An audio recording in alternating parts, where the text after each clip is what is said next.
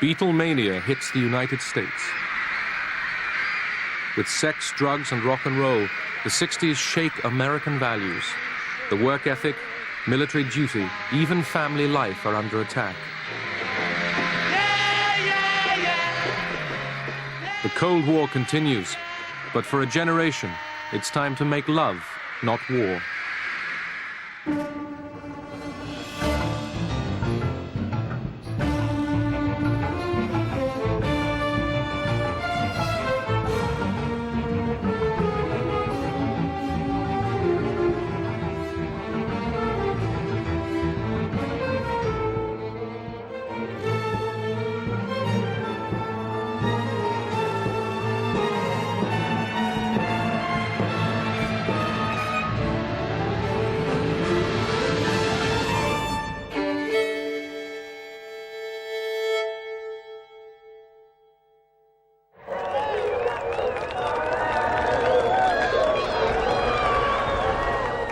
In 1960, America was moving towards the peak of its prosperity and power.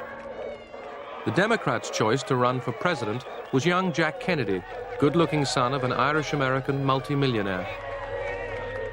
The Kennedy family, but Jack in particular and Jackie especially as well, just seemed to be the natural fulfillment of the American political process. They seemed to be the best that the process could bring forward and represented a new and glittering age. You have to make your decision of what you want this country to be, what you want Illinois to be, how ready you are to move this country forward. That is the question which separates Mr. Nixon and myself.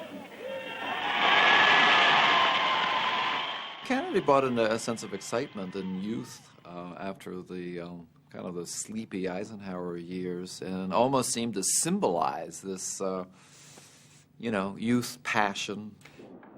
The Republican Party choice, Vice President Richard Nixon, shared Kennedy's patriotic anti-communist fervor, but he had not been groomed for television. The whole business of presenting visuals became very, very important. The Kennedy family put up hundreds of thousands of dollars, equipped a bus. It had film crews aboard, and they would go wherever John Kennedy was appearing and film him. And then those films became a part of his advertising on television. It was the first time that had really been done in an effective and organized way. Kennedy had attacked Eisenhower's conduct of the Cold War. To America and the world, he proclaimed, "Let every nation know, whether it wishes us well or ill, that we shall pay any price, bear any burden, meet any hardship, support any friend, oppose any foe, to assure the survival and the success of liberty."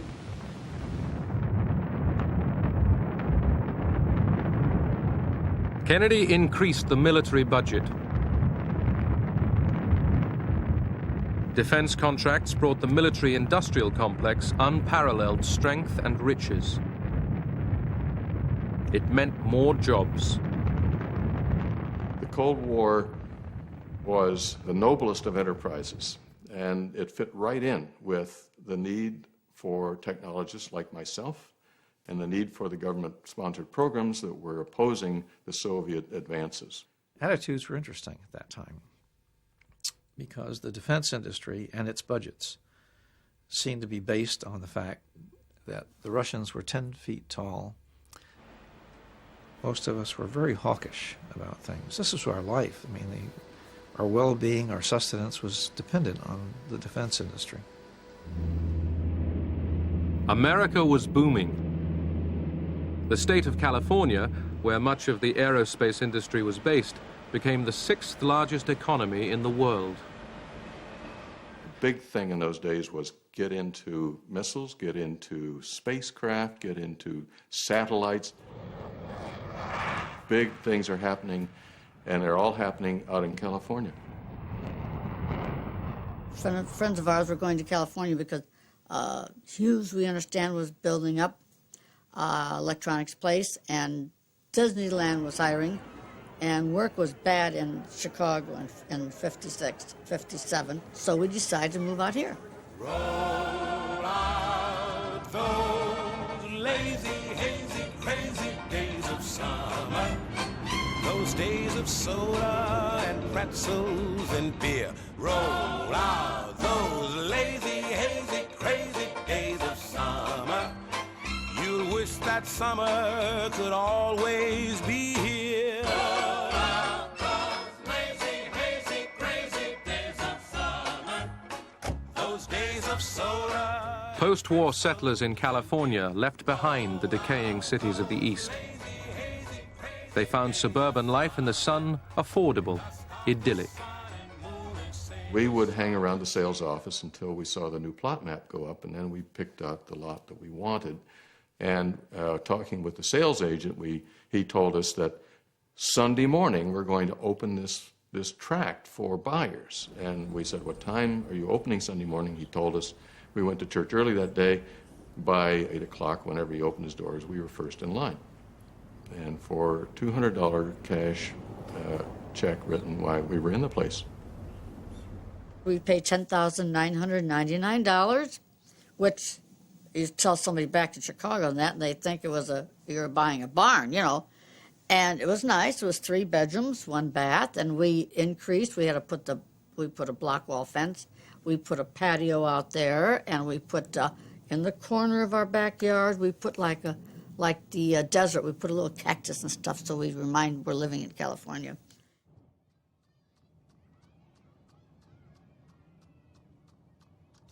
This good life was not available to all Americans. The question came up about selling these homes to members of minorities, ethnic minorities, blacks specifically. We were assured that we did not have to worry about anything of the sort happening, that the tract simply was not selling to blacks.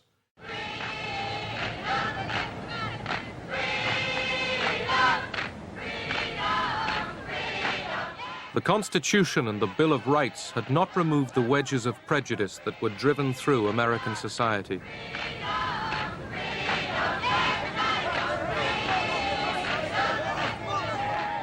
Black Americans, too, wanted freedom. Where Kennedy meant freedom from communism, they meant freedom from hunger, from fear, from humiliation. We looked at racism by degree, you know. So if you lived in St. Louis, you say, well, it could have been worse. You could be in Mississippi. You know, if you lived in Mississippi, you say, well, we lucky they didn't kill us all. That type of piece. And so consequently, and if a black person rose up and fought back, they say he's crazy nigga. Even black folks say he's crazy. Now somebody had to say, hey, it's all right when something is wrong to say it's wrong. And in a democracy, if something's wrong and you say it's wrong, you can gather to petition your government to tell them it's wrong. And you know what? If you do, they might do something about it. That's essentially what the Civil Rights Movement was about. You better keep your eyes on that prize. Hold on, hold on. In many southern states, laws prevented blacks and whites traveling together, eating together, even going to the same school. So keep your eyes on that prize. Hold on, hold on. Black Americans were denied jobs and the right to vote. Civil rights activists demonstrating against unjust laws were careful not to provoke the police by any display of aggression. They were beaten just the same.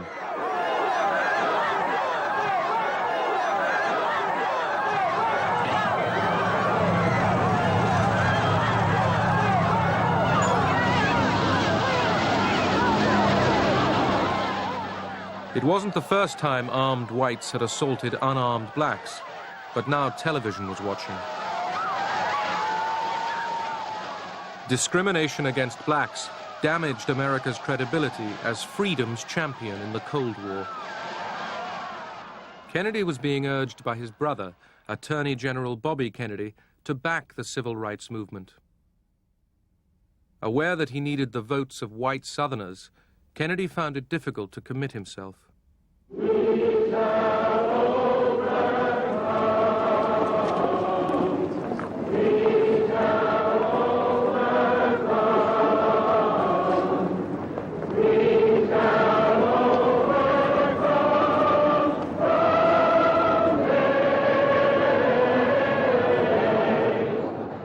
August 28, 1963, a civil rights rally at the Lincoln Memorial in Washington urged the White House to ban racist laws and give black Americans equal job opportunities.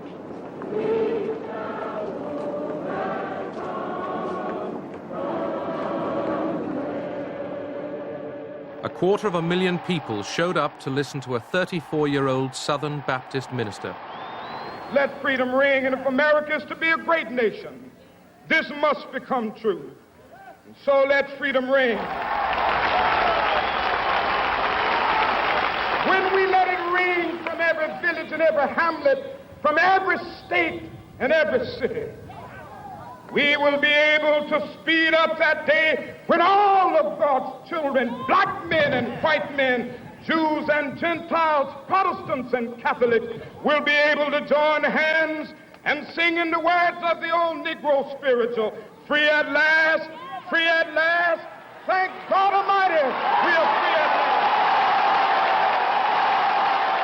I never heard King say one thing when that camera was on about white folks, and another thing when it was off. He never called them honkies, he never called them rednecks. He always had the same love. Now I'm talking about when just he and I in a room talking, I'm cussing and calling him everything I can think of and blah, blah, blah. And he never left that spirit of love. Governor, thank you very much. And don't get hurt yourself. Don't get run over, see? Thank you very much, Governor. George Wallace, Democratic governor of Alabama, saw the growing civil rights movement as part of a communist conspiracy. The Communist Party USA has been alert to capitalize on every possible issue or event which could be used to exploit the American Negro in furtherance of party aims. In its efforts to influence the American Negro, the party attempts to infiltrate the legitimate Negro organizations for the purpose of stirring up racial prejudices and hatred. In this way, the party strikes a blow at our democratic form of government by attempting to influence public opinion throughout the world against the United States. In the name of national security, Attorney General Robert Kennedy gave the FBI permission to tap the telephones of Martin Luther King and his colleagues. J. Edgar Hoover, chief of the FBI, was convinced that the civil rights movement had been infiltrated by communists. Hoover hated King. Hoover is close enough to the South to be in the Southern culture.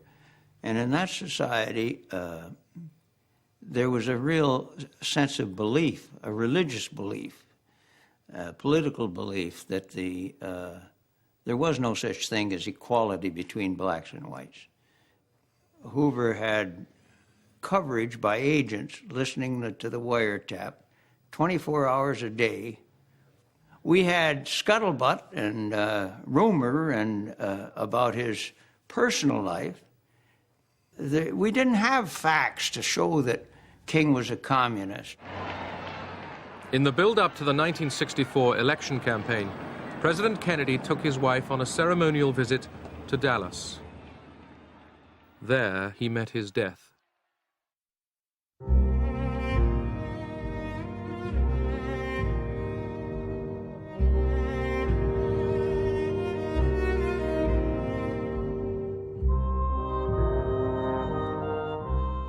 Americans tried to find outsiders to blame for their president's killing.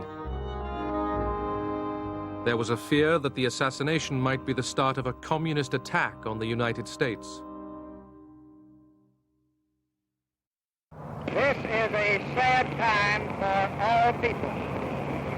We have suffered a loss that cannot be weighed. For me, it is a deep personal tragedy.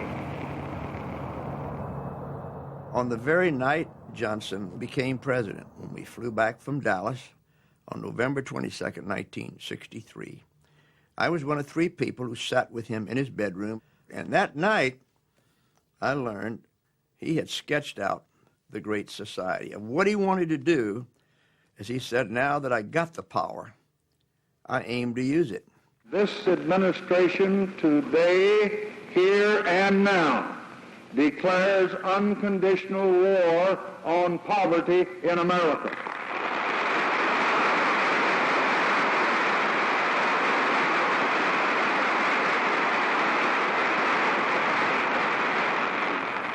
And I urge this Congress and all Americans to join with me in that effort.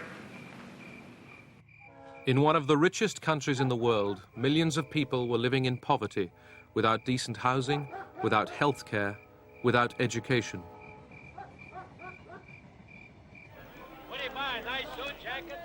Amongst blacks, unemployment was 9 times that of whites. Central to Johnson's vision of the Great Society was the abolition of racial discrimination. In July 1964, Johnson signed the Civil Rights Bill. He uses nearly 100 pens to affix his signature and date. Souvenirs go to Republican leader Everett Dirksen and Democratic whip Hubert Humphrey. The president seems to have mastered the art of just touching each pen to the paper.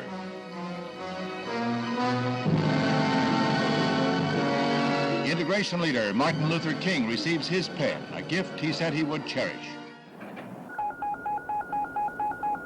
Attention all bases, attention all bases. This is Iron Hand, this is Iron Hand. This is a SAC alert. The Cold War military buildup continued. The United States remained on high alert against a Soviet nuclear attack. It prepared to counterattack on an unimaginable scale.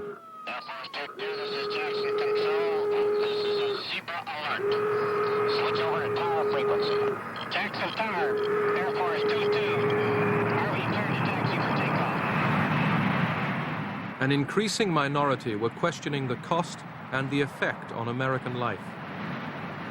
They had deprived of billions and billions and billions and trillions of dollars of investment, trillions of dollars of war materials, secrecy, perquisites, pride, an incredible conspiracy of silence surrounding what was supposed to be a democratic nation.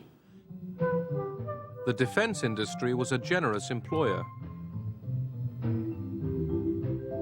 The Pentagon presented the military machine as the defender of the American dream. The day begins and gives new meaning to the words of Walt Whitman. Everything comes out of the people, everyday people. The people as you find them, and leave them. People. People. Just people. Life in this neighborhood was very, very good indeed. We all had jobs. We knew we were going to keep them. We all owned our homes. We were all white, middle class, approaching middle age. The children were very much the same size and shape. 4th of July, all the moms made their potato salads and their cold cuts. It was all out there in the middle of the cul-de-sac on picnic tables. We blocked off the end of the cul-de-sac. There was no traffic. The kids would play, and they'd have their streamers and their tricycles, you know, all decorated, and we would have a fine, fine time on the 4th of July. Throughout 1964, Johnson was on the campaign trail to get himself elected president and to build the Great Society.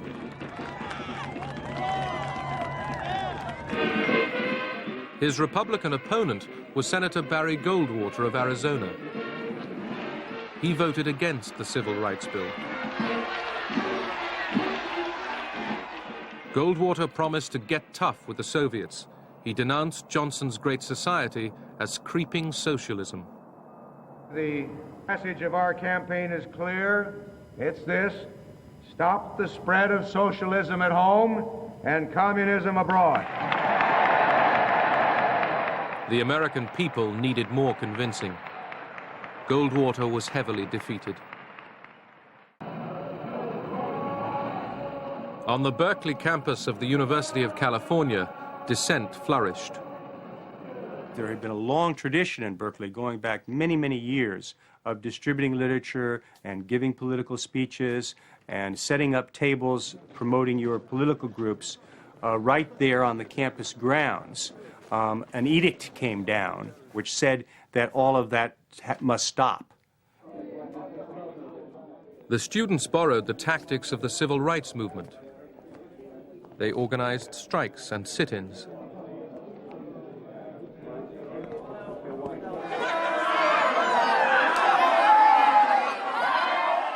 In the confrontation with the students, the police became increasingly heavy-handed. The press and the public had little sympathy. Some of the press said that 49% of us were communists, and so you saw people wearing buttons saying, I'm part of the 49%, which was a big deal. You see, this is a very important turning point because I was terrified of being called a communist. Absolutely terrified. I was going to be a public school teacher. This could end my career. To put that button on, to sing songs that we made up, like there are 5,000 students in the plaza. The microphone's loud, it's drawing a crowd. I'm sure that the rules say it's just not allowed. But to sing that, it would stick in my throat. Because it was terrifying to be thought of as a communist.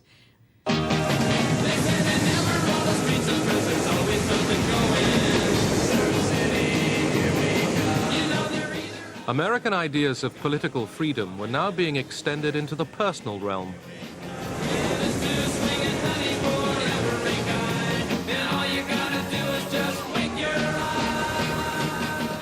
The pursuit of happiness seemed incomplete without the exercise of sexual freedoms. The free enterprise system richly rewarded the adroit merchandising of sexual fantasy. Good evening. My name is Vera. Good evening. And I'm going to be your bunny tonight. Philosophy that I've always, that I grew up with and that I espoused in the editorial series was really personal freedom, political freedom, economic freedom, with the emphasis on the personal. The notion that we indeed did and do own our own minds and bodies, and that anything from church or state that limits that is inappropriate and inconsistent with the pluralistic society that America is supposed to be. People were saying that there was nothing automatically wrong about having sex before marriage. The birth control pill was available to students at the Student Health Service, and most of the women I know were availing themselves of it. We agreed with the men that premarital sex was not an evil thing for which you would die in eternal damnation. On the other hand, there were an awful lot of love 'em and leave 'em guys. So what exactly were the rules of this game? This was a tough time for women. American men were still marching off to war. In March 1965, President Johnson began sending ground troops to Vietnam. Inside the Army base at Oakland, California, a scene reminiscent of the recent past. The years of the Korean and World War II campaigns is reenacted by yet another generation of young Americans. I looked on Vietnam initially as the country is potentially at risk. Here's another opportunity to demonstrate strength to the communist world, as it were. Our skills, scientific, technical, manufacturing, whatever it might be. What a wonderful opportunity. Kennedy's famous inaugural address, in which he said, "Ask not what your country can do for you, but what you can do for your country," was really the rallying cry for my generation, or at least a part of my generation. We were the new Romans who faced the barbarians in the frontiers of the new Rome. I joined the Marines out of that sense of patriotism, and once we were sent to Vietnam, this was all considered to be right and fitting. This is what we were supposed to do. Silver wings upon their chest, these are men, America's best. 100 men. Despite the extension of the military draft, Johnson's war in Vietnam enjoyed popular support.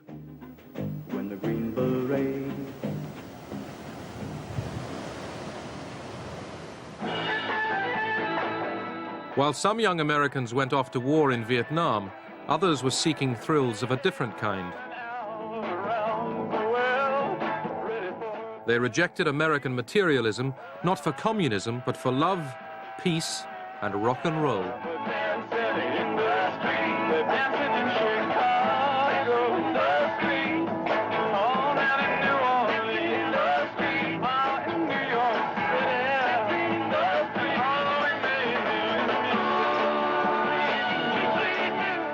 All over the country, young men of draft age turned on, tuned in, and dropped out.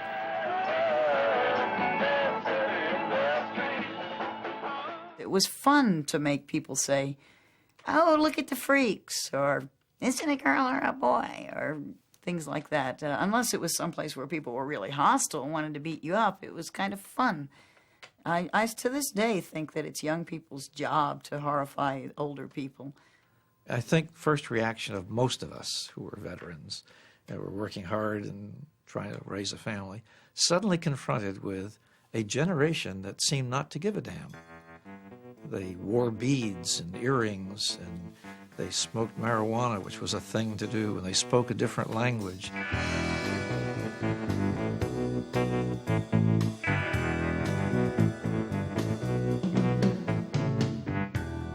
These young Americans rejected the work ethic and monogamy for spontaneity, sensuality, and psychedelic drugs.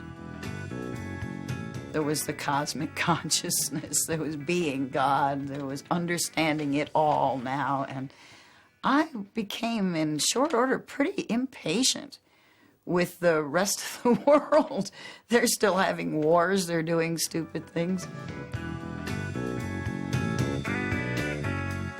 Mostly, the flower children did their own thing. The police, obliged to play the heavy father, were often totally at a loss. I really did think the revolution was going to happen. Not necessarily guns and blood. If pressed, I might have had a hard time saying just what I thought was going to happen. The one thing I was fond of saying was there are more of us being born and more of them dying all the time. And I really thought that all we had to do was show them. And once people realized, oh, yeah, this is a better way to live. Love is much better than war. The vast majority of Americans spurned youth counterculture. Hollywood film star Ronald Reagan was out to become Republican governor of California. Feels very good. Reagan urged a massive effort to win the war in Vietnam. I have always felt that we should be making an all-out effort to win. Does that imply you don't think the government is? Well, I think for quite some time, and I still believe, I have agreed with those military men and those who have suggested that perhaps more of a blockade with regard to North Vietnam, the blocking of the harbor and so forth to stop the shipments of munitions in, as well as trying to intercept them on their way south, would be more effective. More bombing? Yes. But protest against the war was growing. There were marches and draft card burnings. The war, these Americans argued, was immoral and unjust.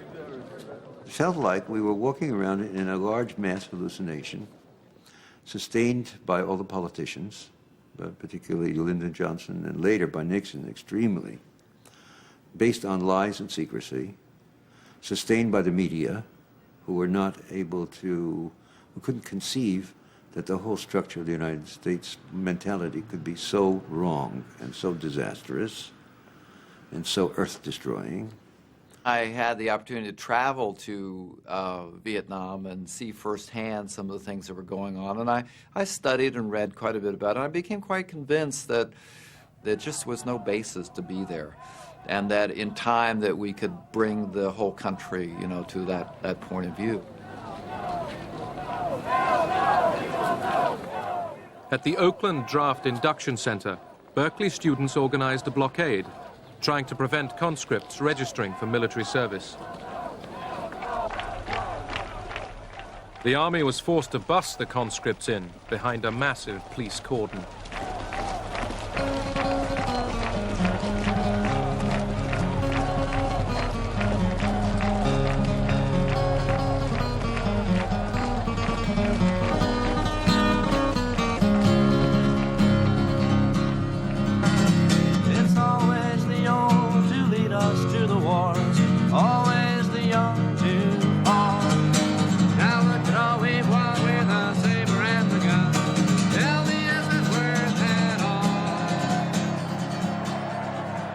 I do remember the first time I was maced. That wasn't particularly fun. It was very typical for the police lines there, and the student line is here, and there's sort of this, ritualized back and forth.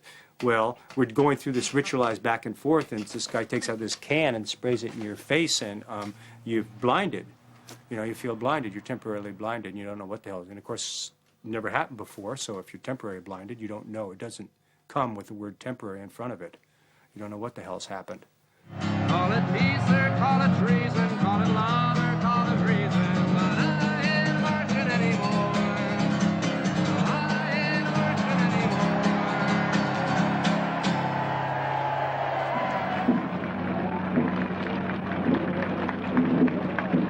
anymore. Most Americans still supported President Johnson's war in Vietnam. Some saw the anti-war protesters as little more than traitors. 99% of the people in this country are terrific Americans and disagree entirely with flag burnings, carrying enemy colors, giving medical supplies to the enemy, etc. Many could not understand why Johnson did not use more of America's massive firepower to end the war. But Johnson did not want to risk a wider conflict. Johnson's sole motivation was to try, as we say in Texas, to haul ass out of that war. Get out of there. He didn't know how to do it. He could not just unilaterally retreat and take the soldiers out. Then every right-wing enemy would have said, you coward, you poltroon, you disgrace the American nation. And you instead spat on its flag because you put your tail between your legs and you ran. Johnson's war dragged on. By the end of 1967, there were 500,000 American soldiers in Vietnam.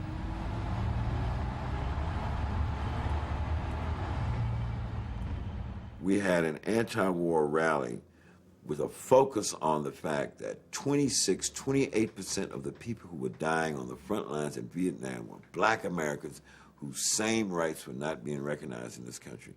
And the whole focus was down with the war, and black people do not serve in the military.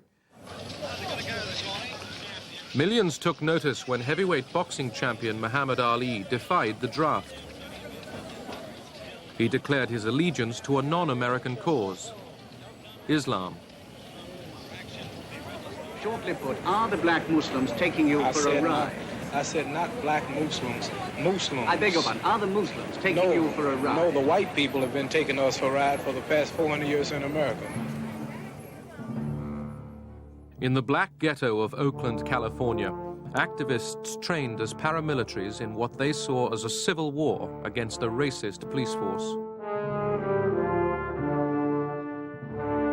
Led by Huey Newton, they called themselves the Black Panthers. Where the peaceniks offered flowers, the Panthers pointed guns. We took our guns with us to let the police know that we have an equalizer, and we're going to exercise, as Huey used to say, this constitutional right to observe you whether you like it or not. That's what Huey says, right on, Huey. That's what we're doing. But the police at one point says, you have no right to observe me. Huey says, no, California State Supreme Court ruling states that every citizen has the right to stand and observe a police officer carrying out his duty as long as they stand a reasonable distance away. A reasonable distance, that particular ruling was constituted as 8 to 10 feet. I'm standing approximately 20 feet from you, and I'll observe you whether you like it or not. Now, you have to imagine 30 or 40 black folks standing by listening to this stuff. And some woman said, well, go ahead on and tell it, brother. I mean, that's capturing the imagination, the feelings, the emotion. Some other blacks say, man, he scratched his head, what kind of Negroes is these? America's black ghettos were now war zones. In the summer of 1967, there were riots in Newark and Detroit. In Detroit, the police asked for a war budget of $9 million to buy military equipment.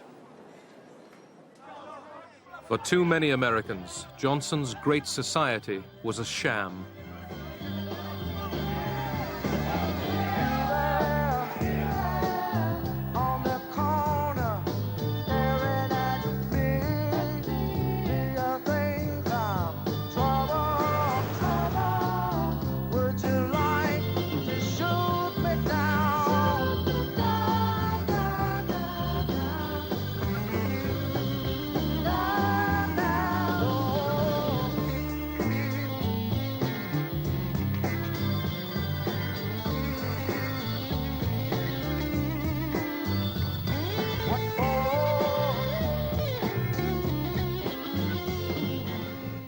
In March 1968, as the war in Vietnam and conflict at home continued, Johnson threw in the towel.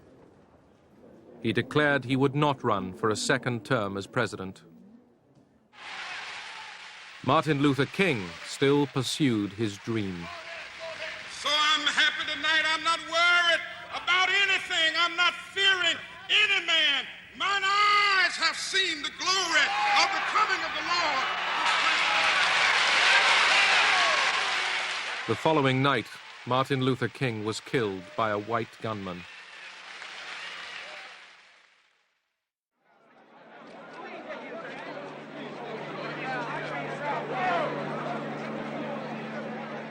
Behind the mule wagon carrying King's coffin was a bare-headed Bobby Kennedy. He was grieving and campaigning to become the Democrats' next presidential candidate.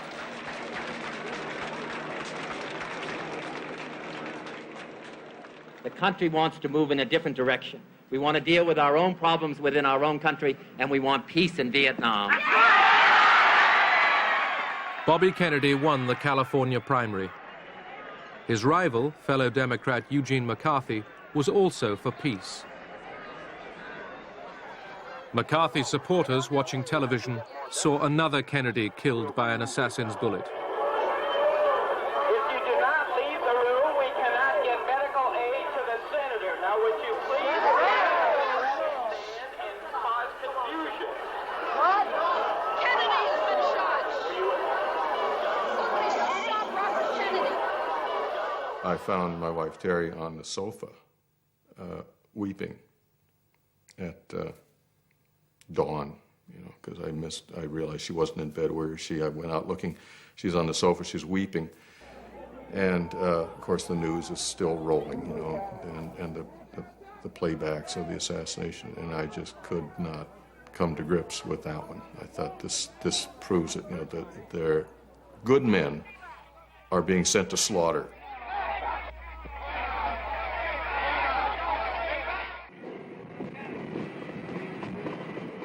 August 1968, Democratic Party delegates arrive in Chicago for the convention to choose their candidate for the presidential elections in November. The burning issue was the war in Vietnam.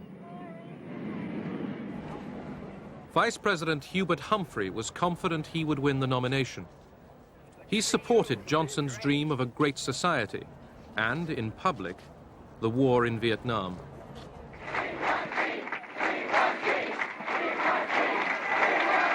The hopes of the anti-war faction within the Democratic Party now lay with Senator Eugene McCarthy of Minnesota. When I moved into my headquarters in the hotel, I had Secret Service. They were very honest people. And they said, look, this room is not bugged. You can say anything here, but don't talk on the telephone because you've been tapped. We know you're tapped. The authorities were nervous. 100,000 anti-war demonstrators were expected in Chicago. We permit people, we don't care who they are, to come Chicago and visit us. And we will permit people to carry on their rights as American citizens, to petition and demonstrate. But there's no person, any place, anywhere, or any thousands of them that will come to Chicago and take over our streets, our convention, or our city. The present-day politicians and their armies of automatons have selfishly robbed us of our birthright. The evilness they stand for will go unchallenged no longer. Political pigs, your days are numbered. We are the Second American Revolution. We are winning. Yippee! The demonstrators gathered in the city's parks in preparation for a march on the convention hall.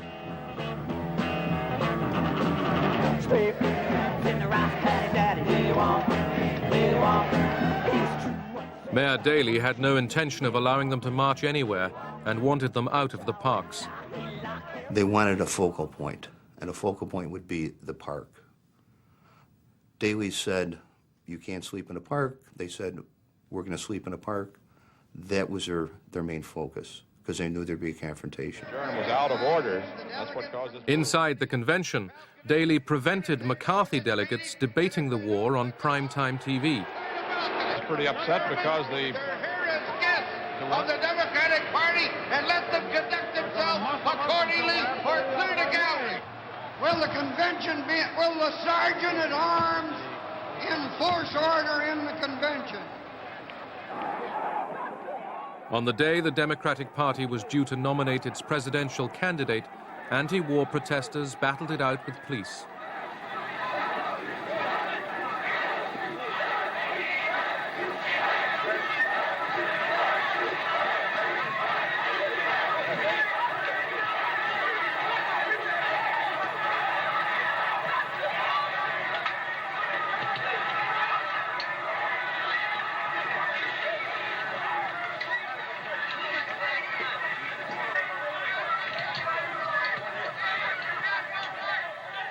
It was quite an experience, really, having, I don't know, the numbers, 40, 50 policemen yelling, "Kill Davis," with a much bigger group behind them. And the first hit was to the head and drove me to the ground. And then it was just being beaten on the back, over and over again. It was, I would say, probably the only time in my life where I really thought I might not make this.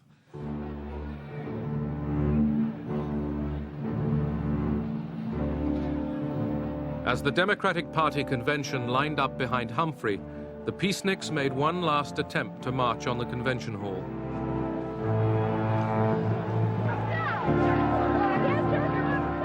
The police were waiting for them, and for anyone else who stayed in the street.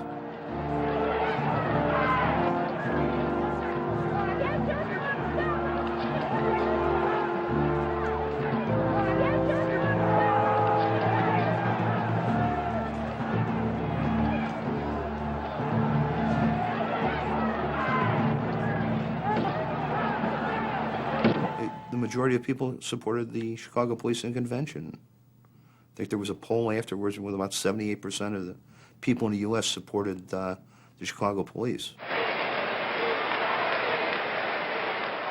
At the convention, McCarthy supporters were overwhelmed. Vice President Hubert Humphrey became the Democrats' candidate for the presidential elections in November.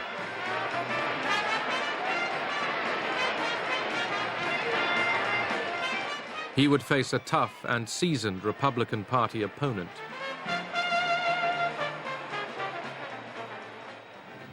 When the strongest nation in the world can be tied down for 4 years in a war in Vietnam with no end in sight, when the richest nation in the world can't manage its own economy, when the nation with the greatest tradition of the rule of law is plagued by unprecedented lawlessness, when a nation has been known for a century for equality of opportunity is torn by unprecedented racial violence, and when the President of the United States cannot travel abroad or to any major city at home without fear of a hostile demonstration, then it's time for new leadership for the United States of America. He was saying, I'm tougher, I'm smarter, I understand the world better. My opponents are divided. They've been taken over by the fringe elements of the Democratic Party, and a bunch of loonies are in charge. We're stable. We have a sense of direction. You know where we stand on things. You can confide in us. And we won't let the Russians or the Chinese push us around.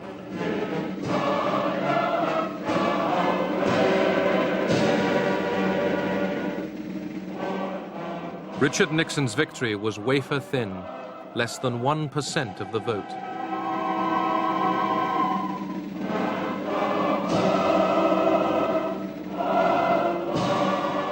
The Cold War and the war in Vietnam would continue.